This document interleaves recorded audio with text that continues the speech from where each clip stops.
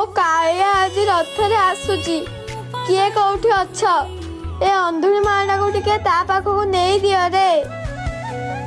ମା ଆମେ ରଥଯାତ୍ରା ଦେଖି ଯାଉଛୁ, ତୁ ଘରେ ଥା।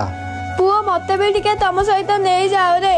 ମତେ ମୋ କାଳିଆକୁ ଦେଖିବାକୁ ଭାରି ଇଚ୍ଛା ହଉଛି। ଏ ଅନ୍ଧୁଣୀ ବୁଢୀର ଆଖିକୁ କିଛି ଦୁଶୁନି, ଏ ପୁଣି ରଥଯାତ୍ରା ଦେଖିବାକୁ ଯିବ।